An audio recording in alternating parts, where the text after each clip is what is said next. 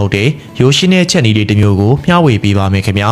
အသားတွေငါးတွေထက်စားလို့ကောင်းပါတယ်မြေကြီးတွေကတူးလာတဲ့ခရမ်းဒီကိုအရင်ဆုံးအခွန်ခွာပြီးတဲ့အခါမှာတော့ဓာတ်နဲ့ထူထူလေးလှိလိုက်ပါမယ်စားလိုက်တဲ့အခါမှာအရသာပိုကောင်းပါတယ်အယောင်မညိုးသွားအောင်လို့စားရှာလာကာရေတန်းတို့နဲ့နှစ်ကြိမ်စီပေးပါမယ်ပကံလုံးတွေကိုကြက်ဥနှလုံးဖောက်ထည့်ပါမယ်နှံ့အောင်မွေပေးပါမယ်ကျွန်တော်နေတိုင်းပဲစားကောင်းတဲ့အင်ချက်နီးတွေကိုမျှဝေပေးနေတာဖြစ်တဲ့အတွက်လူကြီးမင်းရဲ့အသေးအနီလေးကိုမရသေးပါဘူးခင်ဗျာတကယ်ကိုတနာစရာကောင်းလွန်ပါတယ်ဒီနေ့တော့တစ်ခုလောက်ပေးခဲ့ပါအောင်ဗျာအရန်ကိုကျေးဇူးတင်ပါတယ်ခင်ဗျာ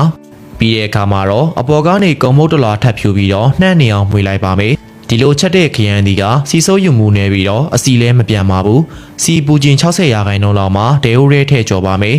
ရှီဝါရောင်လေးတွေတန်းတဲ့အထိကြော်ပြီးတဲ့အခါမှာတော့ဆယ်ပြီးတော့ဖယ်ထားလိုက်ပါမယ်ဒဲအိုရဲကိုကြက်သွန်နီဂျင်းကြက်သွန်ဖြူနဲ့ငရုတ်သီးကြောက်တို့ကိုထည့်ပြီးတော့မွေးလာတဲ့အထိကြော်ပါမယ်ငါရတာဝတ်သားမွှကြော်လုပ်မယ်ဆိုရင်တော့ဒီလိုပဲငံနဲ့မွေးတယ်ချိုချင်ရတာရှိတဲ့ဟာမျိုးကိုသုံးရပါမယ်ကျက်သွားပြီဆိုရင်တော့နည်းနည်းလေးမှမဆက်ပါဘူးစားလို့ကောင်းပါတယ်ခရမ်းသီးတွေထပ်ထည့်လိုက်မယ်ငရုတ်သီးအစိမ်းနည်းနည်းနဲ့တွဲပြီးတော့အယောင်နည်းနည်းတင်လိုက်ပါမယ်အပူပြပြနဲ့အကုန်နှံ့နေအောင်ကြော်ပြီးတဲ့အခါမှာတော့ဥဘော်ကာချလို့ရပြီဖြစ်ပါတယ်ဒီလိုချက်တဲ့ငါးရတာခရမ်းသီးကြော်ကထမင်းငါးပကံဆိုရင်တော့မှစားလို့မဝပါဘူးခင်ဗျာ